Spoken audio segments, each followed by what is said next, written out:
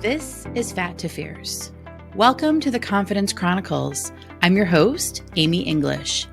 Join me on this empowering adventure towards a healthier relationship with food, body, and self, one delicious bite at a time.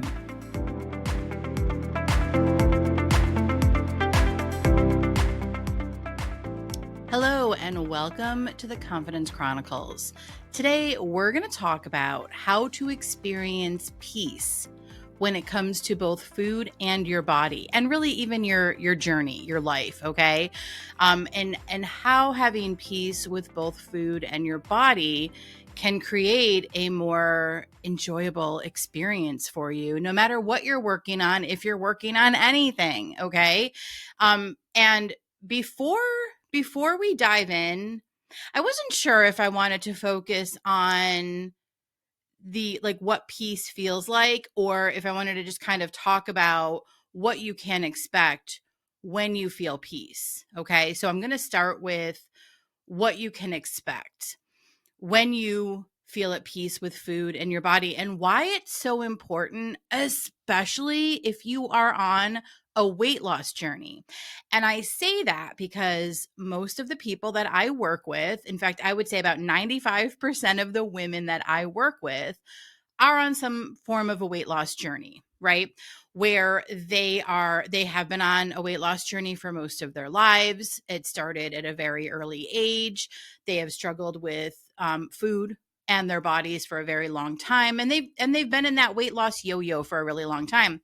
And when you're not at a place of peace with food and your body and yourself, it can make that particular journey really challenging, very frustrating. It's not fun. And, I know from my own personal experience what it felt like to struggle with food, to feel like I was at war with both food and my body for a really long time. It just made the entire journey towards weight loss so much more difficult. And I think because it keeps you fighting with yourself and fighting along every step of the way. And did I think back in the day that it would be possible to feel at peace with food and my body and even feel at peace on this journey? No. I mean, if someone would have told me that, I would have thought they were crazy. So if you think I'm crazy right now, I get it. I was there. I understand. But my hope in sharing this today, and really my hope in sharing any of the episodes on this podcast adventure, is that you start to see that there is, if you're someone who struggles in this area, which obviously if you're listening, you probably are, that you start to see that there's a better way to go about this. There's a better way to look at the journey of overcoming your habits of emotional eating and binge eating. And ultimately, if you are someone who wants to lose weight, that there's a better experience, right? It doesn't have to be so contentious. It doesn't have to be so tumultuous. It doesn't have to feel like this never-ending hamster wheel. And I think for me, the big shift was, instead of focusing solely on the number, okay? Instead of focusing solely on how many pounds I lose each week, I just started looking at it as, how do I take the best care of myself, right? What food is going to feel the best? What movement is going to feel the best? How much water a day feels best for me? I've shared my water bottle before. I carry a 40-ouncer with me all day long. My goal is a minimum of 2 of those, so 80 ounces of water. And if, sometimes I like to try to get 3, which would be 120 ounces of water. It just depends. Sometimes I don't achieve that, but I always get a minimum of 2. And my body just feels better when I drink that much water. And so that is the shift. When instead of focusing on, I lost a pound this week, or, I gained half a pound or whatever, it's just what actions am I taking that feel good, that feel the best, that keep me feeling the way that I want to feel?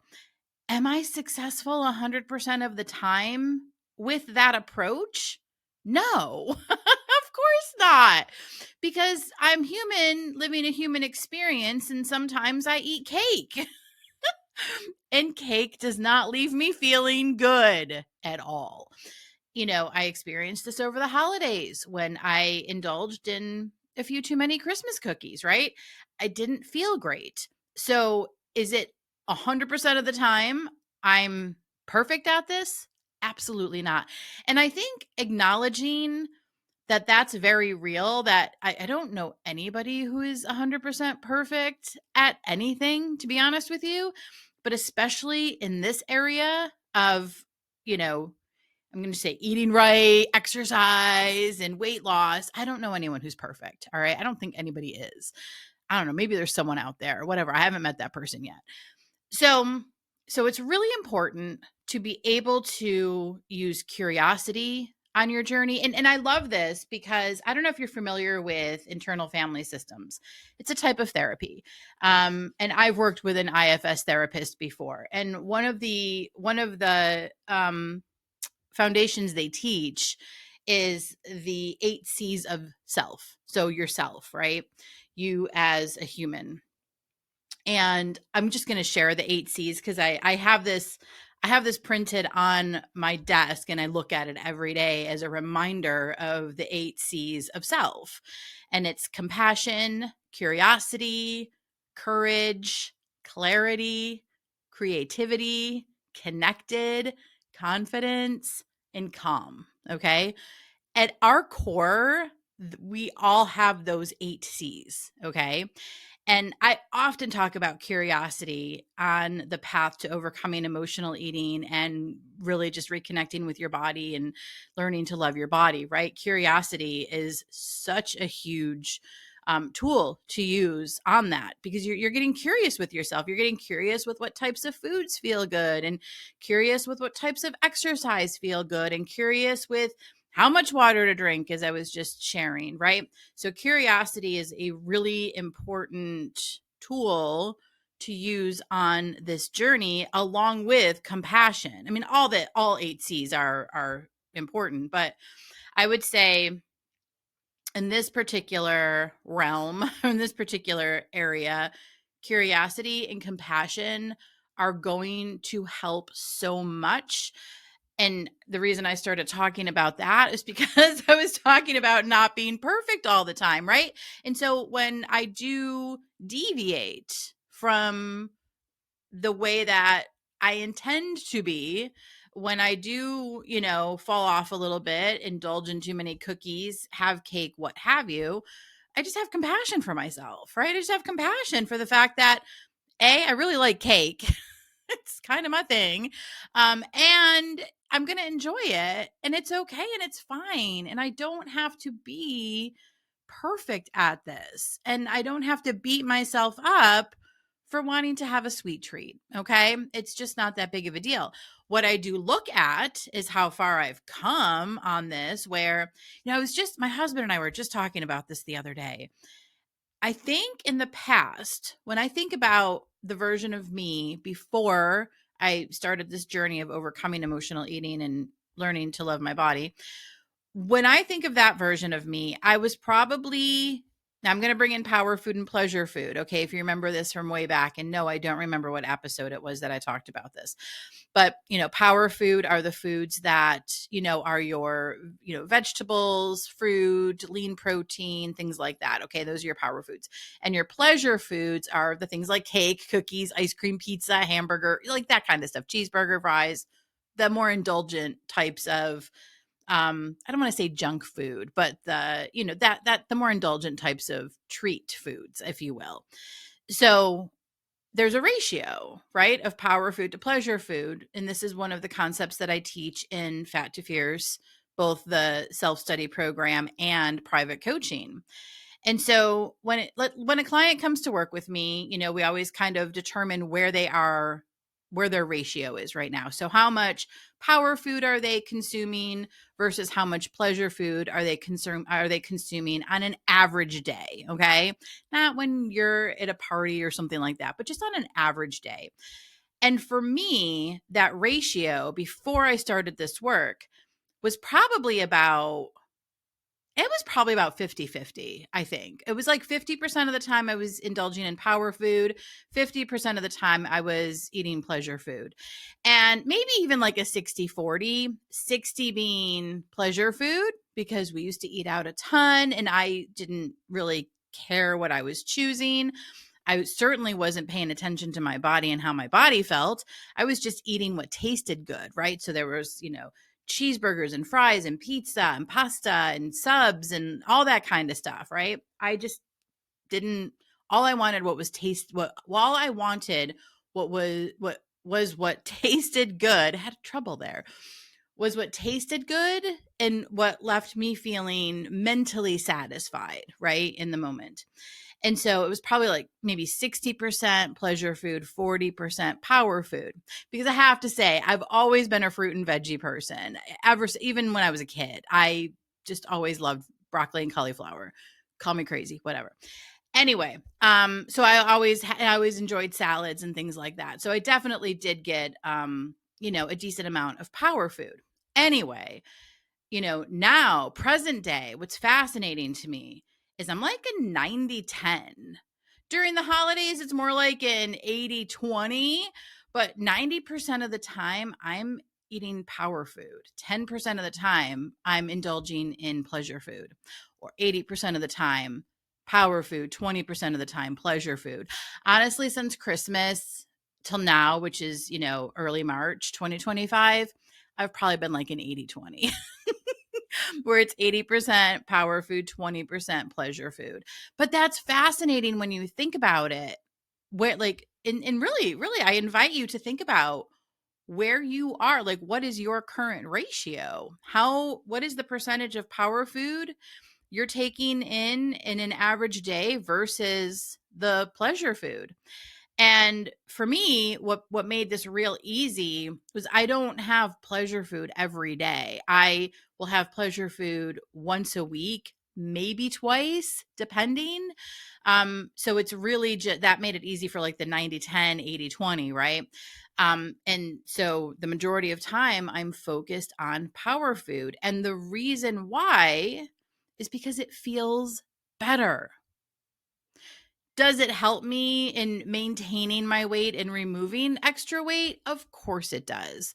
But what's more important to me is that it feels better. And that is always my goal, regardless what the scale is doing. Because I will tell you this, the scale is a little all over the place these days. I was just talking with a client last week and we were talking about how it's become a little more challenging to remove those holiday pounds. I mean, normally by this point, I have removed them all. And that has not been the case this year. And I'm sure there's a number of factors that contribute to that. Perimenopause, just one. Um, you know, Perhaps indulging in a few too many sweet treats could be another one, right? There's let's be honest, there's factors, but it is interesting to me how normally it's been much easier, much quicker to remove those holiday pounds, and it hasn't been this year. But I don't you know what? I should share this too. I'm also doing something much different this year. I'm working with a dietitian on healing my gut. So that has, I'm sure, had an impact as well. And we're finding out all kinds of interesting things. That's been a fascinating journey as well. And the reason I'm doing that is I can't recall if I've shared this before, but I was diagnosed with diverticulitis a couple of years ago, and that's not fun. And I was starting to have more flare ups. And so I decided to start working with a dietitian just to understand more, really to heal my gut and to help heal my metabolism. Because let's face it, ladies and men, after decades of dieting, my metabolism a little bit wonky. So I've been working with this dietitian and it's been really eye-opening and really fascinating. It's just another part of my journey. And so, she's has a more natural approach. So it's there have been different foods, fermented foods that I've been eating and things like that. And so that could also have an impact on this as well. I forgot about that. On me not removing those holiday pounds as quickly. So, because my body's kind of like, what's going on? What are we doing, Amy? What are these fermented foods we're eating? Because aside from pickles, I really didn't eat a ton of fermented foods, but now I'm enjoying things like kimchi and kombucha and stuff like that, and it's been really interesting. Okay, anyway, I'm in all kinds of tangents today. Okay, so what did we come here to talk about today, friends? We came here to talk about how to experience peace with food and your body. And I've spent the first 15 minutes talking about all kinds of things. But here's what I want to share. Finding peace with food and your body changes your life in ways that you would not expect. And so this is what we're going to focus on for just a minute before we go and talk about what actual peace feels like. In the way that it changes your life in ways you wouldn't expect. So it's not just about what you eat or what you wear or how you look. Having peace with food in your body is about getting your life back. Okay? Here are just a few of the things that can happen. These were top of mind when I was thinking about this and, wanting to share how finding peace with food in your body can change your life. First of all, you stop thinking about food 24/7. There's no more obsession. And when I think back to my earlier years before healing and finding peace with food in my body, it was constant obsession about what I should eat, what I wish I didn't eat, like what I was planning to eat next, or how I was going to make up for something bad that I ate, right? Before the language of power food and pleasure food, when I viewed food as good or bad, how was I going to make up for that bad piece of cake that I ate, right? There's no more of that. Okay. It just doesn't happen anymore when you reach a state of peace towards food, okay? And towards yourself and towards your body. You just, like, food is not the main focus. It's fascinating to me as I go through some days and, like, I realize, like, I just don't think about food anymore. I mean, I'll pay attention and I know when my body is hungry. And so I can feel that physical hunger starting. And so I know it's time to get something to eat, right? That's the extent of when I'm thinking about food, or when my husband and I are trying to figure out what to plan for dinners. And I don't know about you, but that is probably the most obnoxious task of being an adult is trying to figure out what to have for dinner. Especially, I consider that I live in kind of a picky household. My husband and my kids they don't eat like me. They are not the fruit and veggie people of the world. I am very much so. And so it can be really, I love salads, as I mentioned earlier. I love broccoli. I mean, I just love like fresh fruit, things like that. They could care less. So trying to find dinners that everybody agrees on can be challenging. And honestly, I've kind of given up on that. So what I mean by that is sometimes I'll just make my own thing, and then he'll make food for him and the kids. And you know what? It works. And we have very busy schedules. We have two very busy teens, and whatever, it's fine. And speaking of whatever, sometimes we have a whatever dinner. And what that means is go make what you want to make. It's a whatever night. Whatever within reason. Okay. So it does, no, they're not having a bowl of ice cream or something like that, whatever within reason. So maybe they'll make a grilled cheese or something like that. But whatever dinners have been really helpful for us over the years, especially when we have really busy nights. They have concerts, things like that. So anyway, my point, I'm very chatty today. My point is that you stop thinking about food 24/7. You stop beating yourself up for what you did or didn't eat. It's like, it's not, you're just not so focused anymore on food. And that feels good. Okay. Especially when you're beating yourself up about what you did or didn't eat. Okay. Not fun. You also start to have more energy for things that matter, because when you're not drained by the shame or the guilt or the constant self-criticism over what you ate or over what you look like or any of that stuff, you have space to focus on other things like your career, like relationships, like your plans for the weekend. I mean, life, right? Life outside of this, what do you want to call it? Hamster wheel, roller coaster, merry-go-round that has been this journey with food, your body, and your weight. Okay. So when you limit, reduce, end that all that shame, guilt, and self-criticism, I mean, it makes sense that all the time you spent focused on that is now available. And you get to decide what you want to do with that time, what you want to think about. Maybe it's, taking up a new hobby, or maybe you exercise in that time, right? It's going to feel so much better. You're going to have more energy. And listen, who doesn't want more energy? Okay. Good energy, especially now. Another thing that happens when you feel at peace with food, your body, yourself, your journey, okay, all of it, you feel more at home in your body. So instead of fighting with your reflection in the mirror, and here's something important too, like to just mention. I know there's a number of people, and I've experienced this with clients over the years. There's a number of people who just flat out refuse to look at their reflection in the mirror because of the criticism, because of the things that they say about themselves. And so they just avoid it. Or they don't have a full-length mirror in the house, right? So that they don't have to look at themselves. But instead they'll cringe when they walk, past a window where they can see their reflection or something like that. It's heartbreaking. And I get it because I was there once too, okay? I mean, I've always had a mirror in the house, but I can remember having lots of criticism towards myself when I would look at my reflection. It's not helpful, right? I mean, it's just not helpful.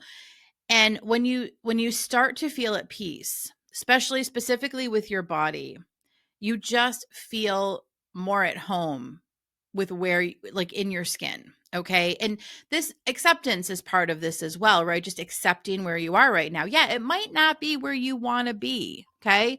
You may want to make changes. You may want to remove weight or what have you.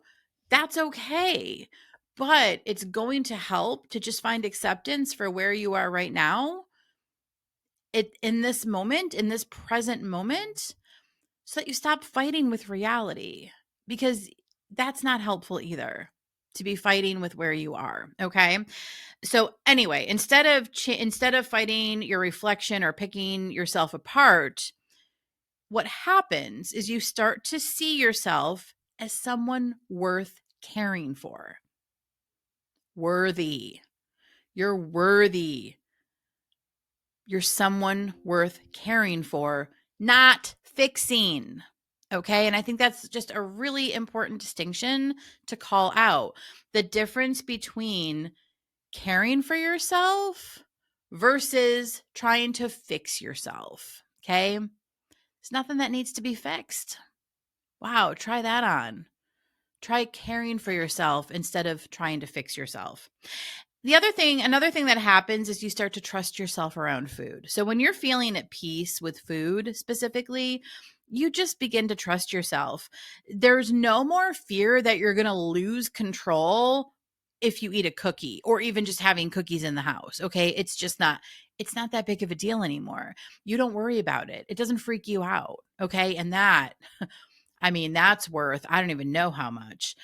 Once you trust yourself around food and you feel at peace, you can enjoy food without spiraling into that all or nothing cycle, right? Which is never fun to be in. You also start making choices from a place of self-respect, not punishment.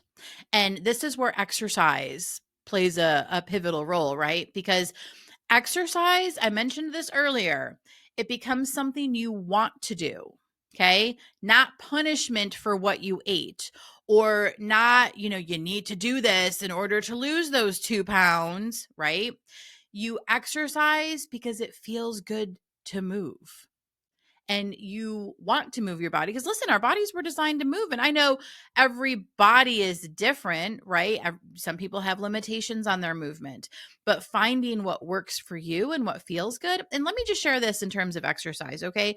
So I recently started exercising more. I've been doing cardio for a long time. I do a lot of walking and a lot of cycling.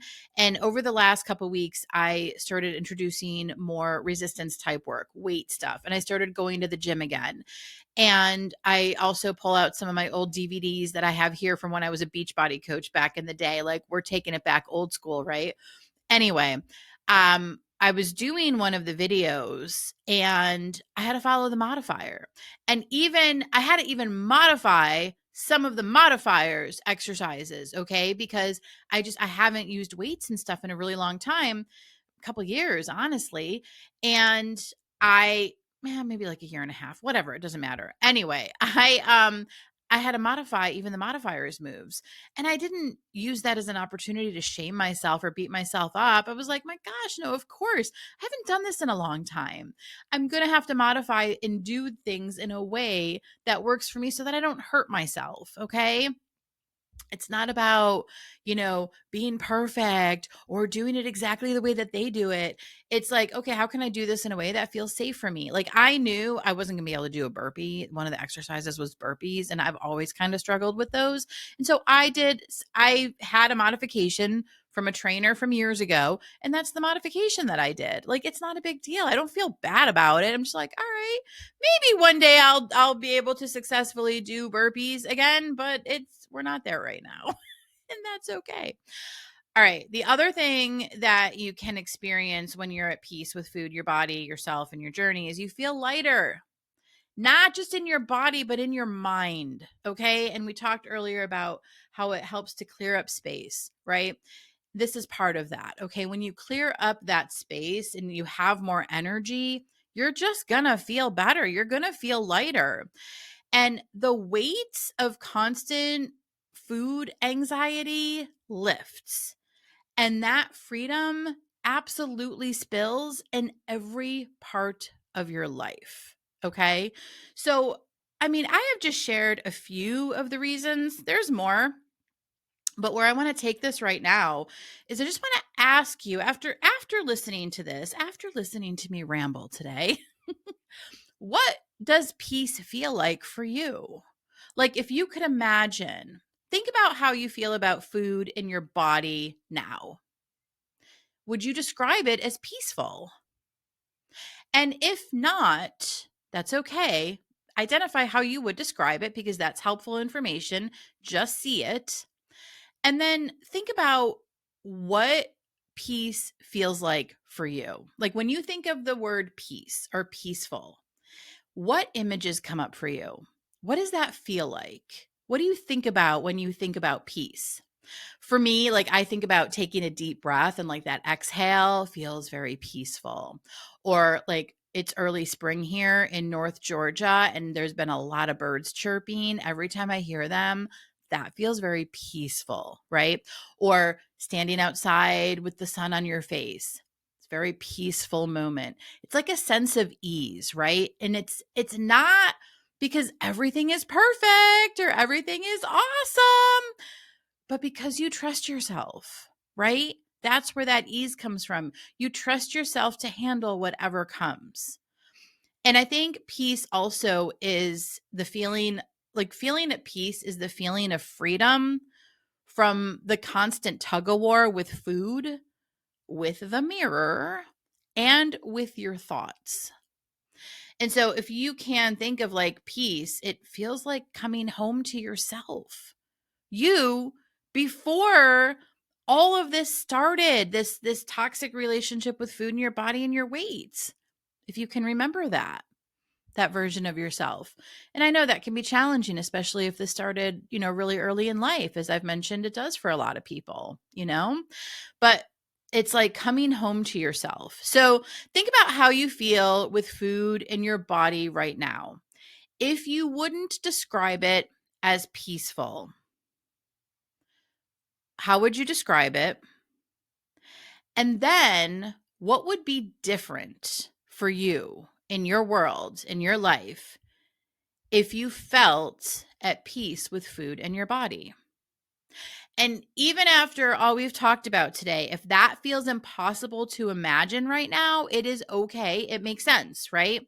Especially if you've been fighting with food in your body for a long time. But this is where we want to use curiosity, okay, that we mentioned earlier. Curiosity and compassion are going to come in real handy for this, okay? Just get curious with yourself. And if it does feel impossible to imagine feeling at peace with both food and your body, just want you to get curious with yourself and just think of something you do feel peaceful about. Like, maybe, is there something you feel at peace with? I mean, oh my gosh, it could be if you have a particular faith that you follow. It could be anything. It could be a friendship. It could be like any relationship. It might be your work that you do in the world that you feel a sense of peace with. It could be your weekend, like whatever. Think of something that you do and listen. If like, I was going to say something and I just lost it. Okay. Think of something that you do feel a sense of peace with, okay? And just think of how that feels and allow yourself to get a little curious and imagine what that would look like if you could transfer it to food and your body. And there might be a whole bunch of thoughts that come up around that. It's okay, right? Listen, we're looking at like years of beliefs and stories that we've either been told or we've been telling ourselves, or a combination of the two, right? Listen, most of the thoughts we have about ourselves, about our bodies, about our weight didn't come from us initially, okay? They came from other people, or they came from media, or they came from society, or maybe they came from all three, as is the case with me, okay? From family, from society, and from the media, okay? They're not, and I think that's really eye-opening, and that's a really important thing to remember. If you have a lot of negative thoughts about your body, and if you have what you would consider an unhealthy relationship with food in your body, there are thoughts that you have about both of these things and your weight, so all three of these things. Most of those thoughts were not yours to begin with. They were likely came from an external source, okay? So what we want to do is we want to build up the internal source, okay? That's you. We want to build up the way that you think about you, the way that you look at you, the way you talk to you, all right? Because that's what's going to bring a sense of peace. That's what's going to help you feel better as you continue this journey, whatever journey you're working on. Okay. And I think to get started with this, I mean, I have a couple different steps here, and I'll run through them briefly before wrapping this up for today. But I think the most important step in this process of feeling more at peace with food and your body and yourself and your journey, I love how I started it with like food in your body, and now it's become like you and your journey and all the things, but it really, it kind of all goes together. But I think the biggest step number one, is to decide you want this. Decide you want to feel at peace. You've got to make that decision. You've got to be willing to do this, right? To take that next step. And you're not committing to figuring it all out right now, okay? But just deciding that you're going to explore the possibility, okay? Again, this is where curiosity is going to be your friend, all right? So that's step number one. Decide that you're worth it. Decide that you want to, and it's time for something different because you want to feel better. And deciding that in that moment is often enough to put the wheels in motion, or in a minimum, just point you in a new direction so that you're not going the same way. All right. So deciding. And then step 2 is just becoming your own ally. I talk about this a lot in the Fat2Fierce self-guided program that you can get on my website, amyenglishcc.com. Shameless plug. Anyway, you can, when you become your own ally, I phrase it as, becoming your own ally and instead of an asshole. Okay. But becoming your own ally is just about becoming your own friend, right? Treating yourself as you would any friend, any loved one, right? Any person that you remotely care about, or just another human being. Okay. And you start small, right? You don't have to love your body overnight. Okay. In fact, I don't know anybody who has gone from seriously disliking or hating their body to loving it overnight. All right, this takes time. Becoming your own ally might take time, especially if you've been fighting with yourself for a really long time.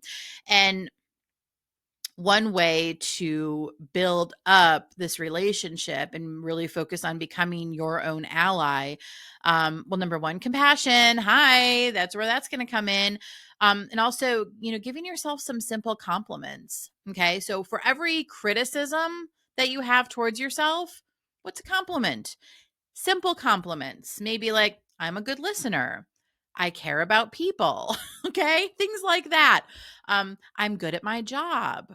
Stuff like that we would maybe think of as basic, but when you're constantly flooding yourself with criticism, it's just going to keep you working against yourself. You've got to really become your own ally and really start to see the things that you're doing that are complementary, right? To balance that criticism. I'm not saying the criticism is going to stop right away, but at least you're giving it some kind of balance and you're giving yourself something kind to focus on, or even neutral, right? Which is always better than feeling like crap all the time. Okay.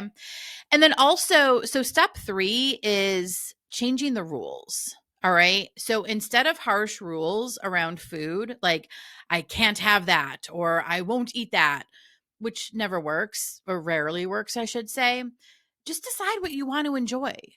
Decide what you want your ratio of power food and pleasure food to be. Okay. If maybe you're at a 70-30 right now, where 70% of the time you're eating pleasure food and 30% of the time you're eating power food, how could you get it to a 60-40? Right? How could you get it to a 50-50? I had a client once, and I'll just share this story quickly. I had a client once who came to me. Hopefully, I didn't say this earlier. I don't think I did. All right. She came, or she, client started working with me and she was like at a 70-30, where 70% of the time she was eating, pleasure food, and 30% of the time she was eating the power food, right? Fruits, veggies, lean proteins, things like that. And we shifted that so significantly in the 6 months that we worked together that it was pretty much reversed by the time we ended the program, where she was then eating 70% power food, 30% pleasure food. So it doesn't happen overnight, but as you start to shift that ratio, like it's just going to start to change. So you get to decide the rules. You get to decide what you want to enjoy, really, again, by focusing on how you want to feel. And really, however you're eating now, if you have certain foods that you kind of go to that are in the pleasure realm, really focus on how those feel. How do you feel after you eat those? How do you feel while you eat those, right? Do they feel good? Do they leave you feeling good afterwards? Like, do you have energy? Like, I'll tell you, it's a very different scene the way I feel if I have, a bowl of broccoli and chicken versus a piece of cake. I mean, it's like night and day the way that I feel after eating those things. Okay. And so that's why my focus is on more of the chicken and broccoli. These are things I like. Okay. So you might think chicken and broccoli and think that's gross, but it's what I like. Find the power. And that's another thing too. Find the power foods that you enjoy. You might hate broccoli. That's okay. Find things that you like. Okay. You get to decide the rules for yourself. All right. And then here's another thing. When you decide what you're going to enjoy, when you do decide what your ratio is going to be, let's say for fun, you decide that your ratio of power food to pleasure food is, you want to make it a 70-30. Okay, I'll stick with these numbers. That's what you've decided. So 70% of the time you're having power food, 30% of the time you're having pleasure food. You've decided this ahead of time. You're committed to this. There's no need for guilt when you do have the 30% pleasure food. Okay. You see how that works? You've decided that ahead of time. You don't get to beat yourself up about it afterwards. All right. That's not being an ally. All right. And then here's the last little piece I want to share in terms of forming a more peaceful relationship with food in your body. When you do overeat, when you do binge eat, when you do stress eat, or any other form of emotional eat, right? So when you have that moment when you're bored and you're finding yourself in the pantry and you're eating all the snacks, because these are going to if this is something that you actively do now, chances are it's going to happen even as you're working on finding more peace, okay? Because these things we rarely stop cold turkey. When it does happen, so what? Okay. This is the quickest way to end a spiral. All right. So let's just say you eat the whole bag of chips. All right. And you're standing there and you're like, oh my God, what have I done? Why did I do this again? What is wrong with me? No. Instead, I ate the whole bag of chips. So what? So what? When you can just say that and move on, it's going to nip it in the bud. Otherwise, if you start beating yourself up because you ate that whole bag of chips and, oh my gosh, what have you done? And this is awful. And why can't I stop? And I'm worthless and I can't change this. And there's something wrong with me. Do you see where I'm going with this?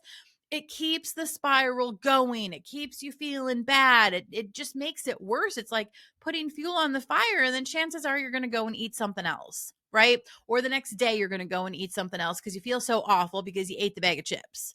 What I'm suggesting here, what I'm offering is that you just say, so what? It cuts through the noise, and that helps you move forward instead of getting stuck. It's like, so what? What can I do different? What can I do different now? What can I do different tomorrow? What's a different step that I can take, right? So what? So I invite you to practice with that. All right, listen, if you hopefully you took some notes today. If not, go back and listen to this. Take some notes.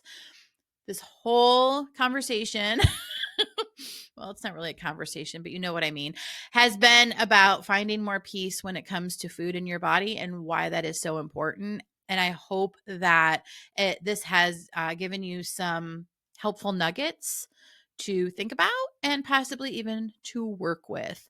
And listen, before I go, don't forget to follow along on this podcast. More followers means more exposure, means more people who need this are getting it. All right. I hope you have a